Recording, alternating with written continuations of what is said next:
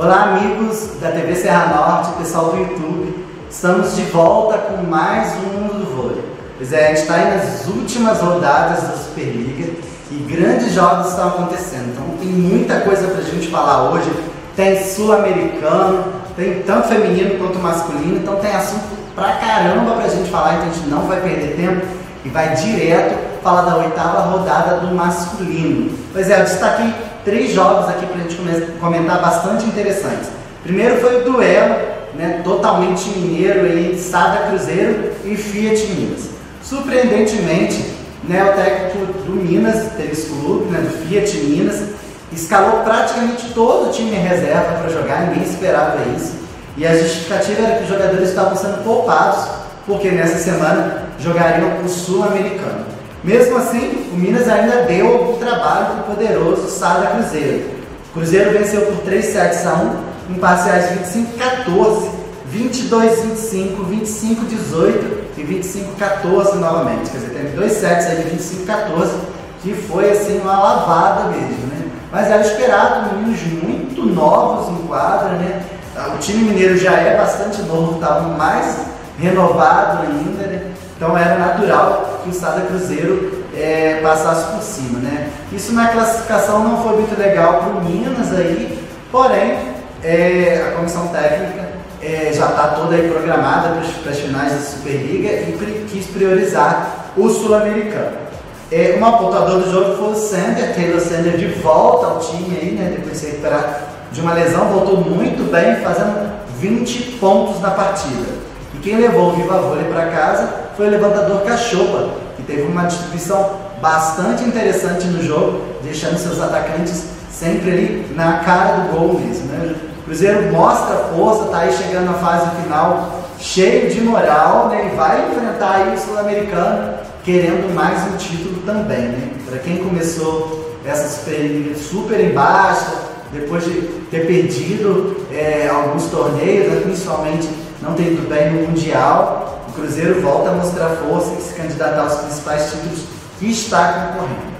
Outro jogo interessantíssimo aconteceu entre o Funvic Taubaté e o SESI São Paulo, os dois times que estão lutando ali logo abaixo do Cruzeiro, né? O SESI vem em segundo, o Taubaté em terceiro, e esse embate direto prometia um jogaço, né? O Taubaté vem aí se ressentindo ainda da saída do Castellani, né? O Ricardo Navarras, que é o gestor do projeto, assumiu a equipe interinamente e, apesar de equilibrado, o SESI mostrou força e levou por 3-7-1. As parciais foram de 24-26 no primeiro set, muito disputado, 19-25, 25-23 e 17-25. O maior pontuador do jogo foi o oposto Alan, que fez 21 pontos. E quem levou o Viva Vôlei foi o Mago William, que mais uma vez deu um show na distribuição, dificultando bastante o bloqueio do outro lado de Taubaté. Então o Taubaté tenta se reestruturar, já teve algumas mudanças. Vissoto hoje aparece no banco de reservas, né? O Abubacar e o Canuto. O Abubacar é o oposto titular no momento, né? O Conte tem jogado como titular também no lugar do Douglas Souza, mas o time ainda não mostrou muita reação não, né? Mais pra frente no programa de hoje a gente vai falar sobre uma nova mudança que a equipe vai receber aí e que pode também trazer novos ares. Um timaço, mas que ainda está devendo um pouquinho. Falando em timaço que está devendo um pouquinho, a gente vai falar talvez de uma das maiores decepções desse retorno, que é o Sesc Rio de Janeiro. O Sesc começou muito bem o campeonato, foi líder por várias rodadas, começou a mostrar uma estabilidade fora do comum e até agora não se encontrou. E dessa vez a zebra passou batida mesmo por cima do Sesc e teve aí uma derrota para o Vôlei 1 Itapetininga, um time que veio como segundo colocado da Superliga B, faz esses treinos. Tem feito um campeonato razoável, mas perder para uma equipe com investimento tão inferior assim não tem justificativa para o Rio de Janeiro. 3-7-1 para o Itapetininga e as parciais serão de 25-23, 25-27, 2 sets extremamente disputados, 19-25 e 20-25. O maior pontuador do jogo, mais uma vez, o oposto, o Wallace do Rio de Janeiro, com 20 pontos. Mas quem levou o Viva Vôlei para casa foi o líbero Felipe do Itapetininga, que fez grandes defesas e dificultou bastante a vida dos atacantes cariocas. O Rio aí estacionou no quarto lugar, parece que se acomodou nessa posição e não vem conseguindo fazer grandes apresentações, né? O Maurício Borges voltou à equipe, claro que ainda não está em forma, mas o time está padecendo de um conjunto melhor, né? A gente já comentou várias vezes, a recepção é um dos calcanhares de Aquiles da equipe e o Thiaguinho também falta um pouco mais de discernimento para o levantador carioca, né? Mas a gente espera que a equipe aí se recupere, porque provavelmente vai estar ali entre semifinalistas e tem que mostrar serviço, porque o investimento realmente é muito alto. Depois dessa oitava rodada, a classificação ficou assim: em primeiro, com 19 jogos, Sada Cruzeiro, 48 pontos. Coladinho atrás de SESI São Paulo, com 47. Logo depois, o Vic Taubaté vem com 41 e já bem atrás, o Sesc Rio de Janeiro com 36. Em quinto e sexto, Vôlei Renata e Fiat Minas empatados com 30 pontos. Então o campeonato ainda está aberto, mas as quatro principais equipes continuam mostrando sua força, bem destacadas das demais, apesar desses problemas que o Rio de Janeiro vem tendo, né? Já perdeu aí alguns jogos, perdeu para o Minas, perdeu para o Tapetininga agora. E o Minas é uma equipe que vem crescendo muito também na competição, junto com o Vôlei Renata, já mostrou ter muita velocidade e volume de jogo. Bom, agora a gente vai para o feminino, onde eu fiz questão de destacar 2 jogos dessa última 9ª rodada que foi disputada agora na última terça-feira. O Praia Clube se recuperou, né, da derrota, que a gente vai falar também daqui a pouquinho no Sul-Americano, e venceu o Osasco Audax por 3-7-1. As parciais foram de 25-23, 25-16, 25-27 e 25-16. A maior pontuadora do jogo e também viva vôlei foi a oposta Nicole Fawcett, que fez 25 pontos na partida e voltou a apresentar um voleibol que ela estava devendo nas últimas rodadas, né? O time do Praia é bastante inconstante, assim, consegue ganhar de grandes equipes e perder para equipes menores e está tentando se encontrar aí, Paulinho Coco mexendo um pouquinho na equipe, né? Mas até agora ainda não se tem assim uma linearidade no padrão de jogo da equipe. Acho que é o que está faltando mesmo, é manter o ritmo de jogo em todos os sets para ter resultados ainda mais expressivos. O time está muito bem na segunda colocação da Superliga, mas está faltando regularidade para alcançar aí o Minas, que vem dando show e fez um jogaço mesmo contra o Rio de Janeiro ontem, né? O Sesc Rio de Janeiro chegou a estar vencendo o Minas, que no final acabou virando a partida e vencendo um jogo disputadíssimo no tie-break. As parciais foram de 23-25, 25-18, 25-23, 21-25 e 15-11 no tie-break. A maior pontuadora do jogo e também Viva Vôlei foi a ponteira Natália, que fez 21 pontos na partida. Pois é, o jogo foi disputado e principalmente para o Rio valeu muito, não só pelo ponto conquistado, né, que não tinha acontecido no primeiro turno, mas pela evolução de jogo da equipe, né? Agora a Drusila, já como titular da equipe, aumentou bastante o volume da equipe e também as opções táticas de Bernardinho, né? Que vem revezando aí, é um Carapenha e também Tatiana Kocheleva entre as pontas estrangeiras ali, né? Então o time tem algumas opções de mudança agora, tem usufruído disso e já mostrou um volume de jogo muito maior contra o poderoso Minas, que até agora está quase que imbatível na Superliga, né? Então fiquemos de olho aí que o Rio está crescendo e crescendo na hora certa, né? A gente tem aí mais 2 rodadas para iniciar os playoffs e o Rio vem mostrando força e pode incomodar quem está lá na frente, caso do próprio Minas e também do Praia Clube.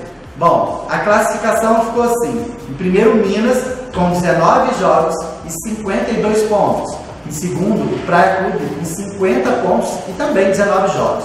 Com um jogo a mais vem o Sesc Rio de Janeiro com 39 pontos. O Rino de Barueri vem em quarto, coladinho com 38, mais um jogo a menos que o Rio de Janeiro. Depois vem SESI Bauru, Osasco e Fluminense, né? Assim como no masculino a gente tem algumas equipes aí favoritas e tudo indica que Minas e Dentil Praia Clube já estão certos aí, certos no primeiro playoff de hoje já estão, mas aí devem ser equipes que devem estar nas semifinais também. E as demais, Sesc, Rinodê, SESI, Osasco, são equipes que ainda lutam por um lugar ao sol aí, vão estar com certeza no playoff de 8, mas a gente já está vislumbrando aí os próximos passos do playoff, onde o negócio vai afunilar e ficar ainda mais difícil.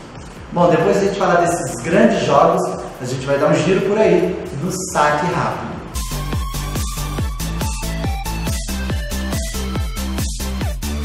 Bom, a gente começa o saque rápido de hoje falando do Sul-Americano Interclubes de Vôlei Feminino. Pois é, Minas venceu mais uma e levou mais um caneco para casa. Depois de vencer o Mineiro e também a Copa do Brasil, agora foi a vez do Sul-Americano e pela segunda vez consecutiva. Pois é, mais uma vez o seu rival foi o Praia Clube, onde o Minas não tomou conhecimento e venceu por 3-7-0. As parciais foram de 25-21, 25-16 e 26-24. O Minas jogando com muita velocidade, não deixou o Praia acordar em quadra. O Praia ainda com um jogo lento, meio cadenciado, dependendo muito de Fernanda Garay e Nicole Fawcett. Aliás, a norte-americana foi uma que não foi bem na partida, bastante marcada, não conseguiu fazer a pontuação expressiva que costuma fazer. Isso pesou muito para o Praia Clube, que mais uma vez amarrou um vice-campeonato. Bom, em terceiro lugar ficou a equipe do São Lourenço da Argentina. O São Lourenço, que tem a canhotinha Lia Castro, né, a brasileira Lia Castro, ficou em terceiro lugar após derrotar seu arquirrival, o Boca Juniors, na disputa do terceiro lugar. Na verdade, esse campeonato foi bem atípico, ele é bem atípico no desnível entre as equipes brasileiras e as demais equipes, né, que tinha o São Lourenço, o Boca Juniors, os dois da Argentina, e ainda tinha a equipe boliviana do Olympique, né? Essas equipes são bem abaixo, do Olympique então nem se fala, né? E a característica desse campeonato foram jogos sem muito equilíbrio, né?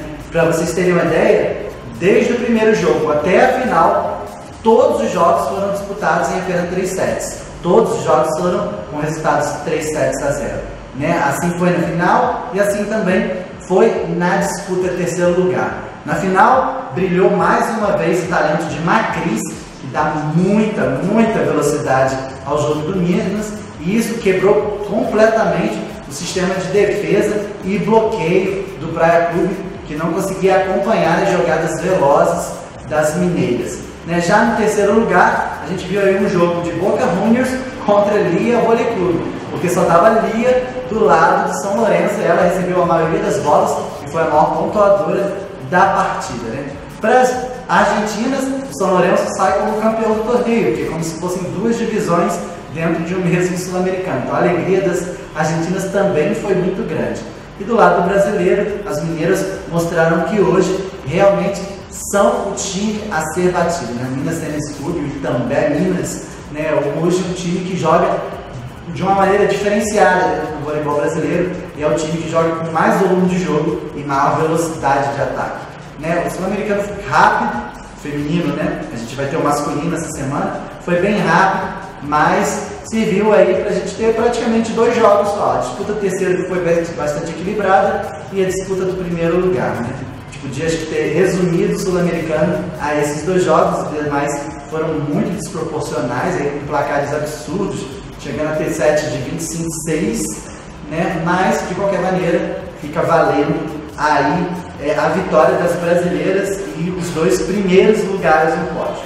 Já no masculino, a gente começou com um jogo aí do Fiat Minas, que começou perdendo aí para o San Juan da Argentina, né? Mas conseguiu virar a partida e fazer 3-7-1 com parciais de 21-25, 25-20, 25-22 e novamente 25-22. Do outro lado, quem levou um susto foi o Sada Cruzeiro, que enfrentou aí um dos postulantes ao título, que é o PCN, uma grande equipe argentina. O PCN chegou a abrir 2-0, mas o Sada foi lá, virou, fez 3-7-2 com parciais de 23, 25, 18, 25, 25, 22, 25, 20 e 15, 11. Com esses 2 primeiros resultados aí da primeira rodada, os times brasileiros dificilmente vão se encontrar, talvez só numa final, o que seria bem bacana se a gente repetisse o feito do feminino no masculino, que aí sim é um campeonato bem mais disputado, os times argentinos também estão praticamente no mesmo nível dos brasileiros. Vide aí na semana passada, né, a vitória da Argentina na Libertadores, né? O Brasil tinha 3 times e eles apenas um e acabaram levando o título. Então, diferente do feminino, no masculino, a disputa é bastante intensa. Então, a gente vai ficar torcendo e semana que vem a gente vai estar falando de todo o sul-americano masculino e trazendo, quem sabe, aí, falando para vocês de uma final brasileira. Bom, novidade aí no mercado do vôlei, Maurício Thomas não é mais o técnico do Balneário Camboriú. Pois é, ele recebeu um convite do Renan, o Renan também é uma novidade, foi um susto para todo mundo. O Renan agora é um novo técnico do Funvic Taubaté. Eu falei lá no início do programa que a gente ia falar dessa novidade.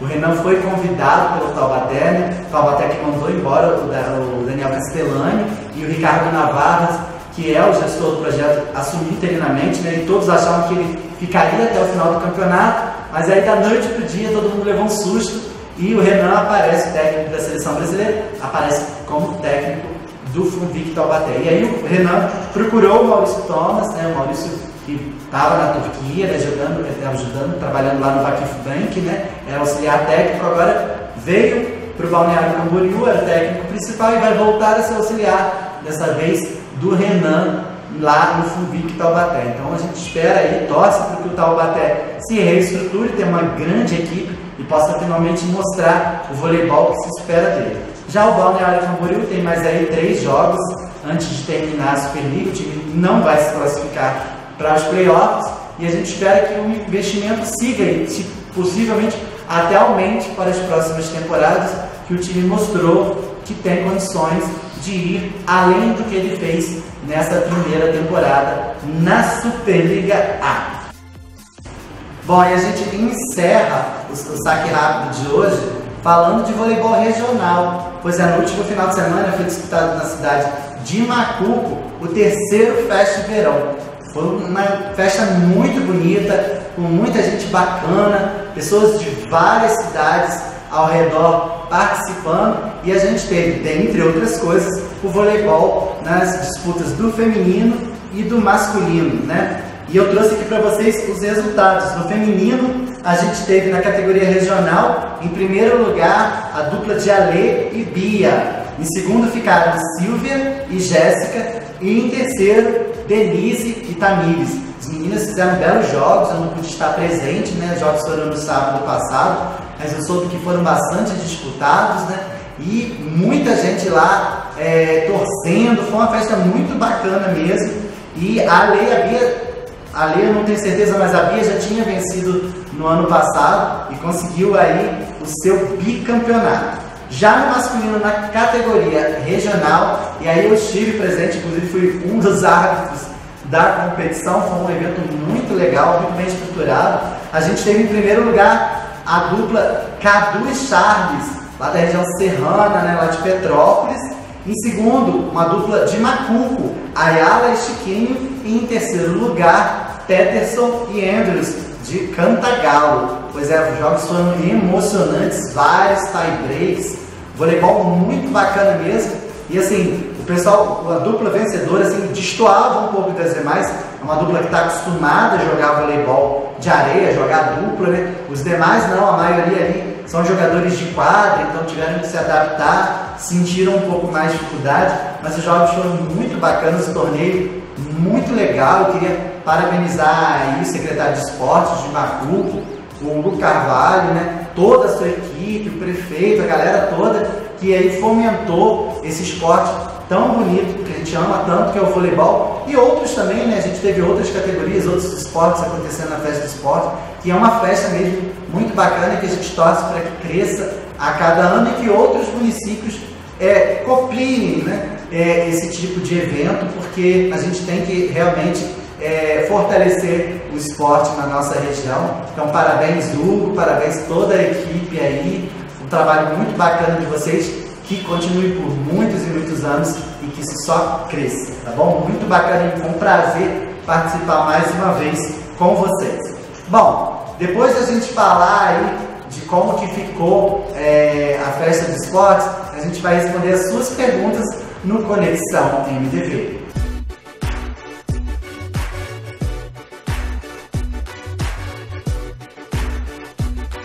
Bom, e no Conexão a gente começa respondendo a pergunta do Lucas Bernardo.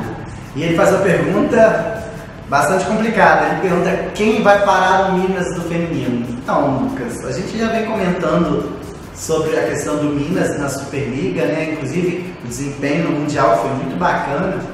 O Lazzarini ele impôs uma velocidade de jogo muito interessante no Minas, se aproveitando da habilidade da Macris, que já é uma levantadora que sempre gostou de jogar com bastante velocidade.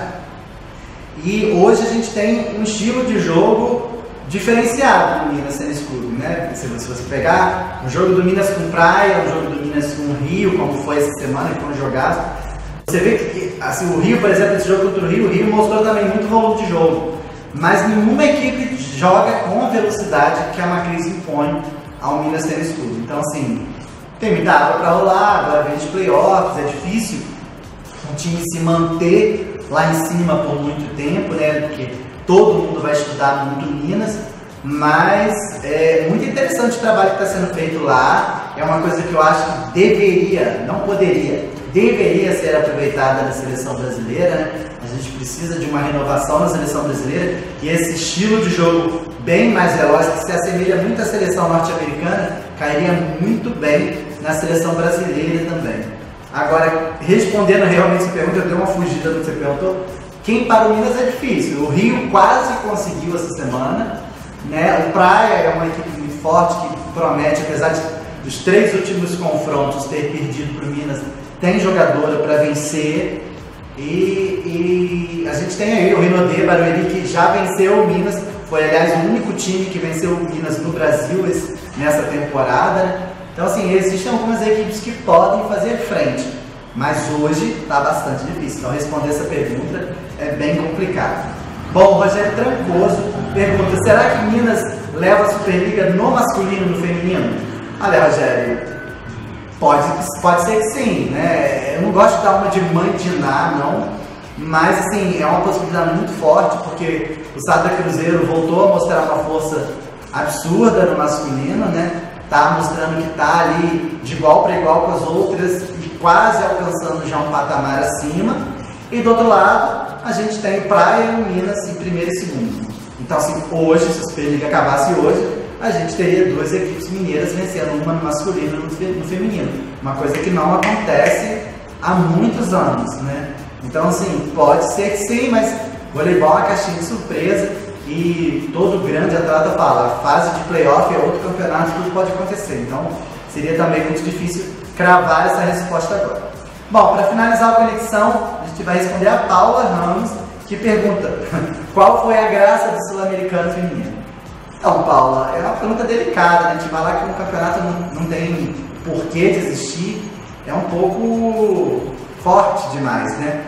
Mas realmente, assim, eu acho que tem que ser revisto o torneio, ou se criar uma nova fórmula, ou se criar uma maneira de incentivar o voleibol nos outros países, porque é brutal o desnível das equipes brasileiras para os demais países sul-americanos, né? Então fica complicado. Os brasileiros podem botar time reserva, que ainda dão uma coça nos outros países, então fica um campeonato meio sem graça realmente. Como eu falei aqui nos comentários, foi um campeonato de 2 jogos, né? Porque a disputa do terceiro lugar acabou sendo entre 2 times argentinos e com isso gerou um equilíbrio. Não tenha sido um jogo de altíssimo nível, mas pelo menos foi um jogo equilibrado. E aí teve a final entre os times brasileiros, que era o que todo mundo já esperava, justamente por causa desse desnível. Então sim, hoje é um campeonato sem graça, mas que a gente não pode desmerecer, tirar o seu valor. Eu acho que ele tem que ser revisto, mas ainda não acho que a gente deve descartar o sul-americano, né? Deve tentar trazê-lo de volta e dar maior importância como acontece na Europa. Bom, galera, a gente vai ficando por aqui. Hoje não tem agenda, né? A gente vai dar uma parada para o Carnaval, a Superliga também para, só volta depois do Carnaval. E aí a gente vai estar voltando aí para a fase final da Superliga, já começando os playoffs, e vocês vão ficar por dentro de tudo que está acontecendo no voleibol brasileiro, tá ok? Bom Carnaval para todo mundo, juízo, tá bom? Se cuidem aí, mas divirtam-se bastante, e eu vejo vocês daqui 15 dias, tá bom? Um beijo grande e até lá!